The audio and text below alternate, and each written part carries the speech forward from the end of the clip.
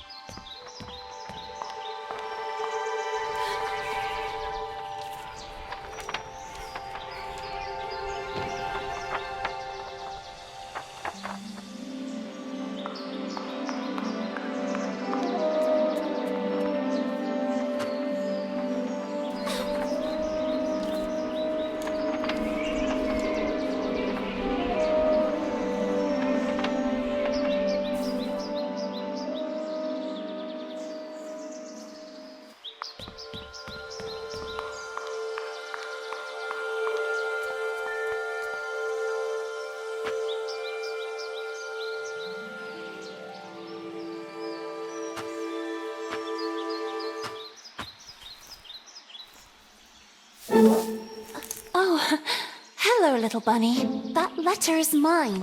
Could you... The sweet, bespectacled bunny ignored the little girl and took the letter with them.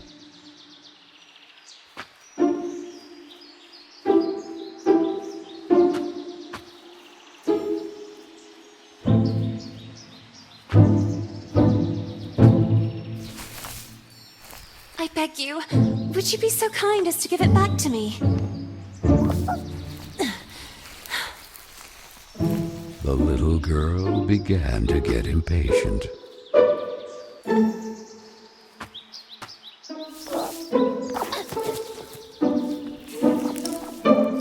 The little girl wouldn't let it win, so determined to recover Carol's letter, she followed the mischievous bunny.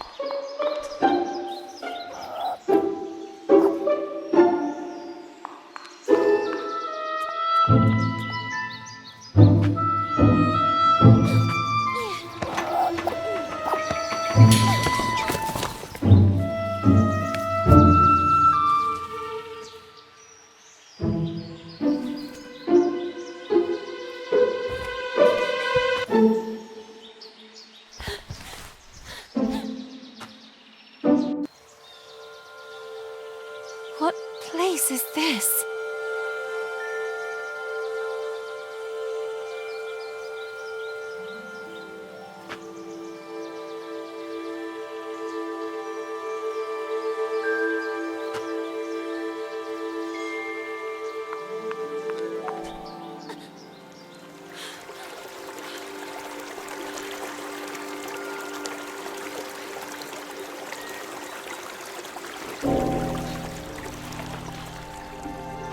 That kite, it reminded the little girl so much of her friend Carole. So free and graceful, yet tormented, as if by adverse currents, by the other girls at Bunny Hall. Oh, and who would you be? Have you perhaps seen a bespectacled bunny? Even the owl ignored her question and just stood there, staring at her, with those eyes, red like blood. But the little girl had no time to waste. She had to track down the bunny, and so she began to follow in its tracks.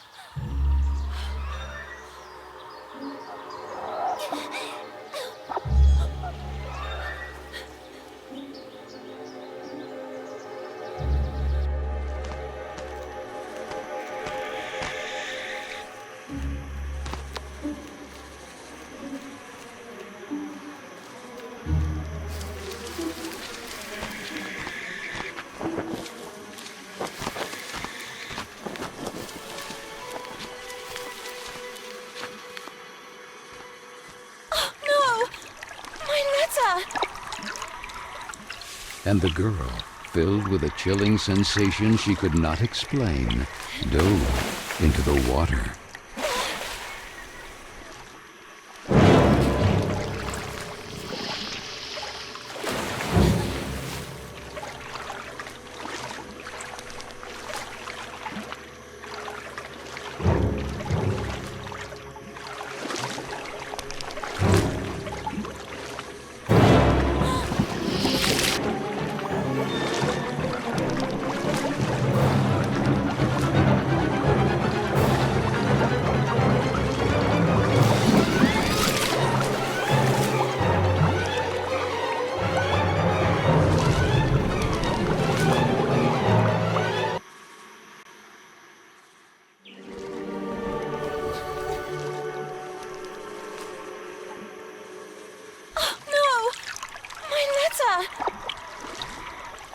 And the girl, filled with a chilling sensation she could not explain, dove into the water.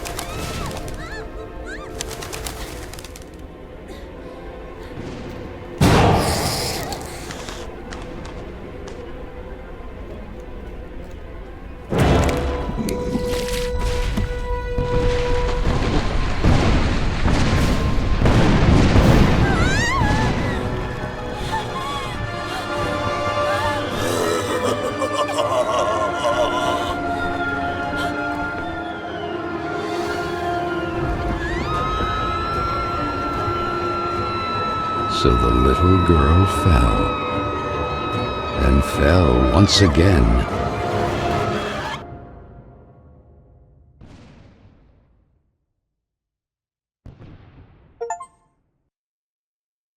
And while the man with the tar hat stood grinning, her thoughts drifted to that mysterious figure in the window of Bunny Hall, who silently stood watching her as she was swallowed up in her abyss. And this is how our story begins.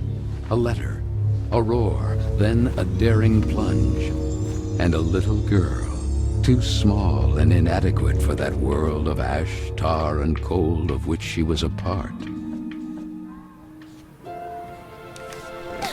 Miss Benton, I am pleased to note that my voice is so soft that it encourages restful sleep in class. Would you be so kind as to share your wisdom on today's topic with your fellow classmates? There was a man made of tar, an owl, and a bunny with glasses. Such impertinence. Home Economics, Ladies' Etiquette, Chapter 9.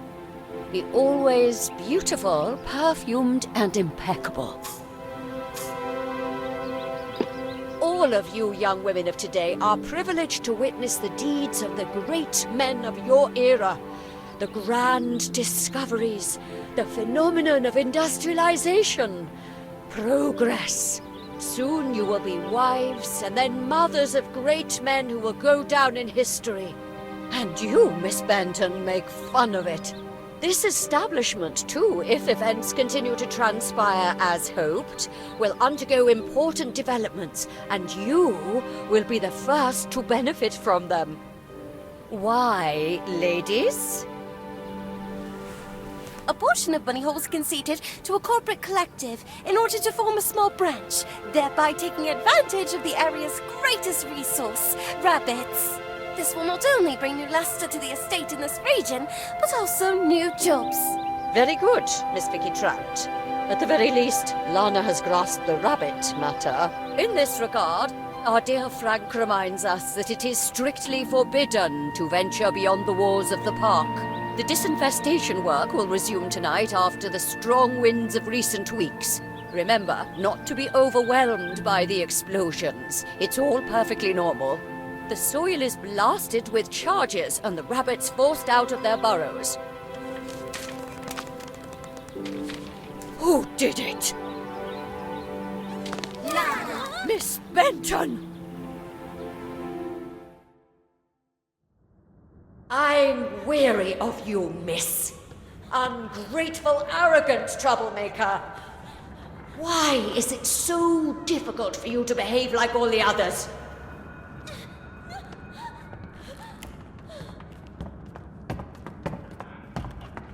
The clock is ticking furiously, and you are a woman now. Therefore, it is high time you learn to behave like one, or accept the consequences of your ridiculous transgressions. You will help Miss Mildred with the chores.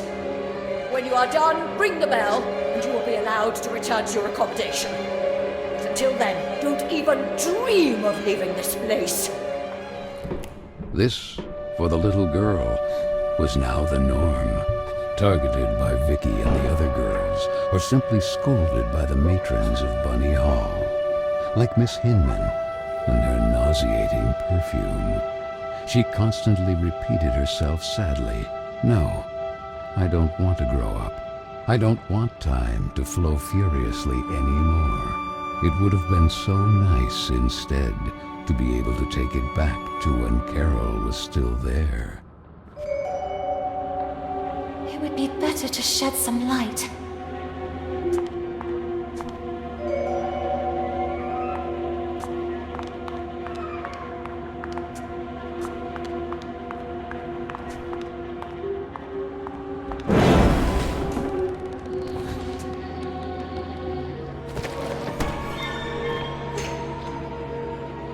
Where the heck did the broom go? Oh, here it is. Better get to work.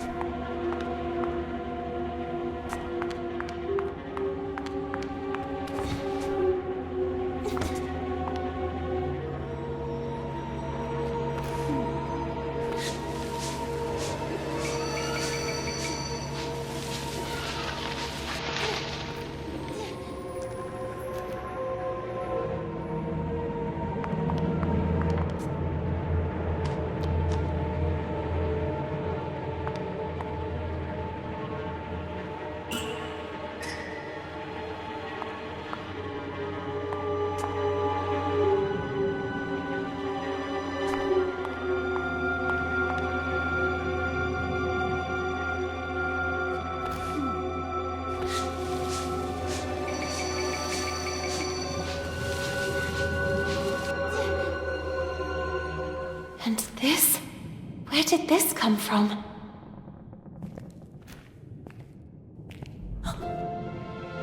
It looks like an old mailbox.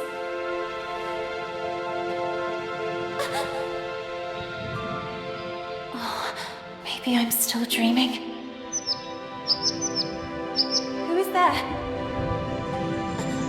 So I really am dreaming. What's this?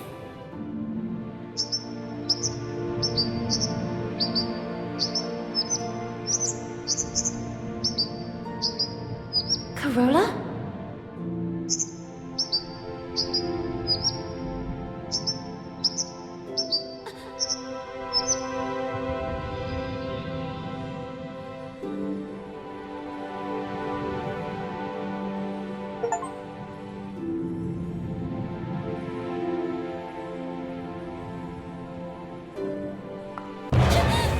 Who are you?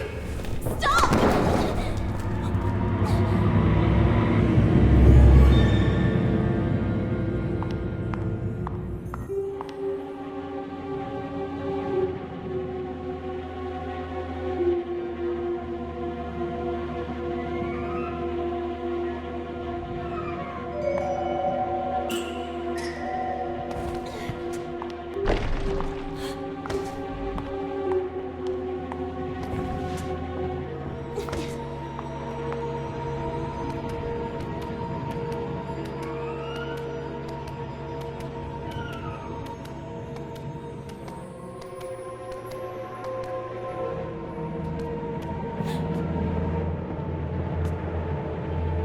No!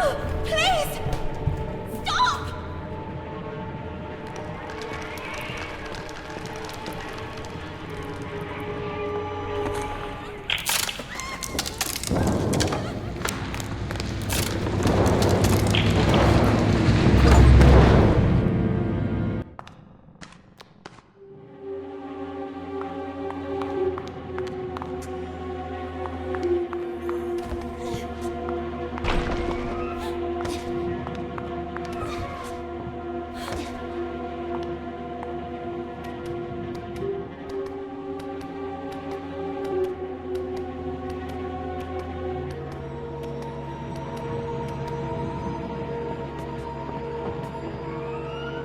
No!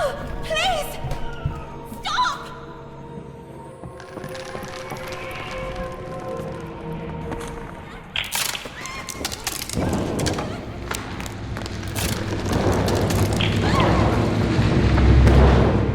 Strange things are happening down here. No! I won't stay here a moment longer!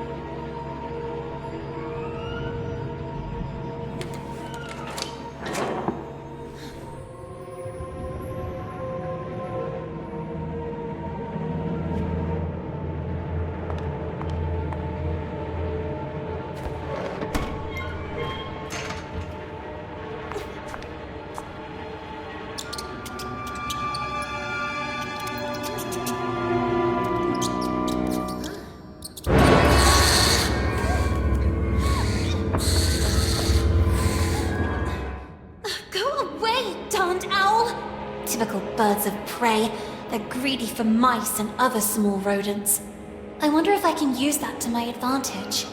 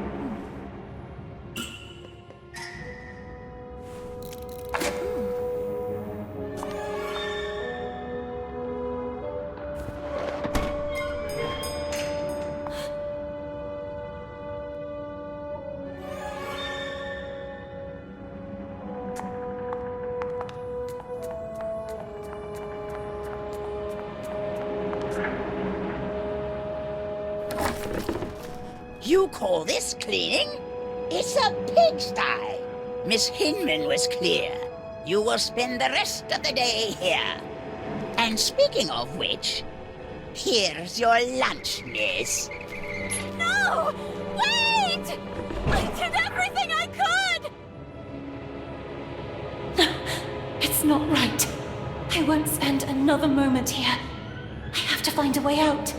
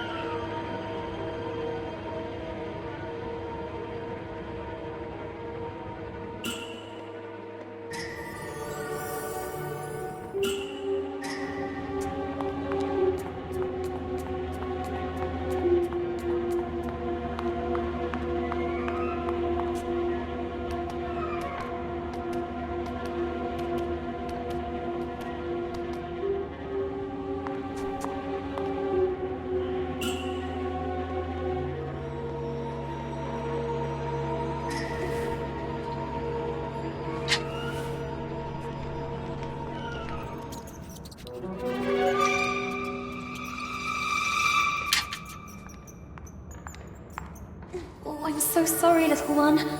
I promise I will let you go. I wonder if I could use it to attract that darn owl.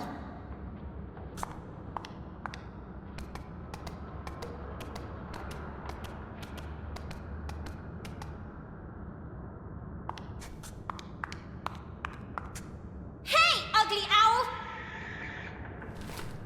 That's That's what you want, isn't it? Mouse porridge! This way! Come on!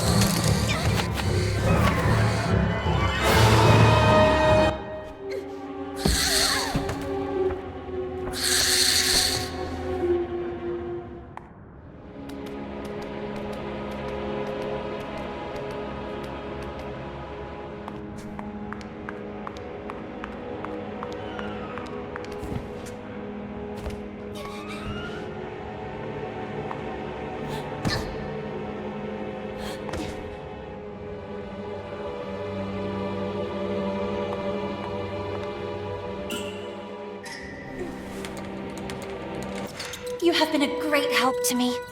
Go. You're free.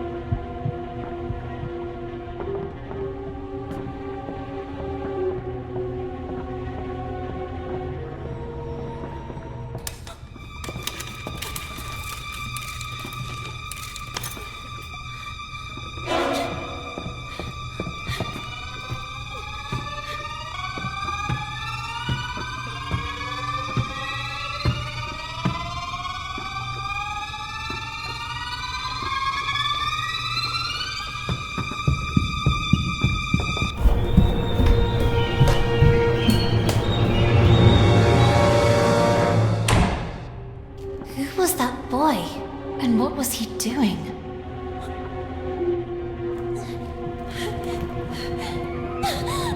A letter! Carole Simmons. It's from Carole. I can read her name. The flames barely touch it. I have to put out the fire before it's too late. The little girl began to wonder if it had been that mysterious boy who threw it into the flames. But why? What was he hiding? And above all, who was he? No! Why did you kill it?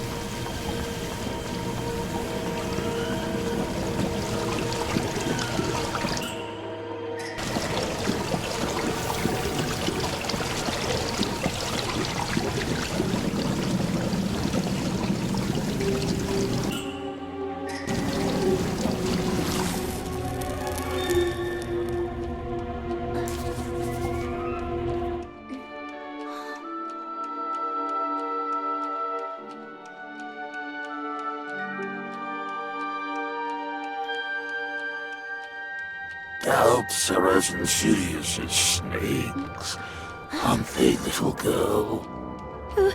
Who's there?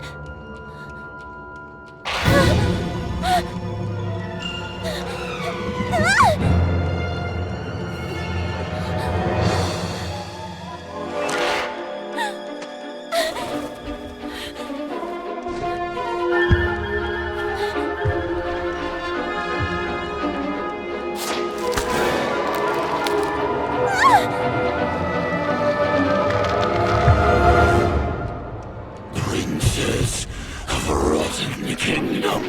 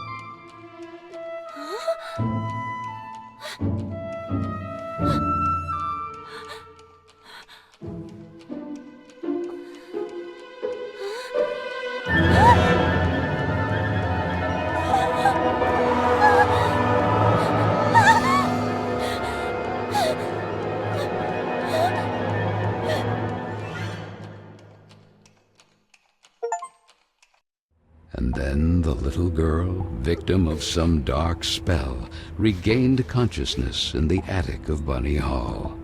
But this time it wasn't just a dream, and she was no longer human. Was it the work of that old man with the tar cylinder hat? Who was he? And why did he mean her such harm? Luckily, that nice gentleman in silver had rescued her. But what did all this have to do with her? And with Carole? Carole Simmons and that letter set on fire. Had she really run away? Then she looked around and remembered that place. The attic with the kitchen. All the girls were terrified of that place. But this time, Carole wouldn't be with her.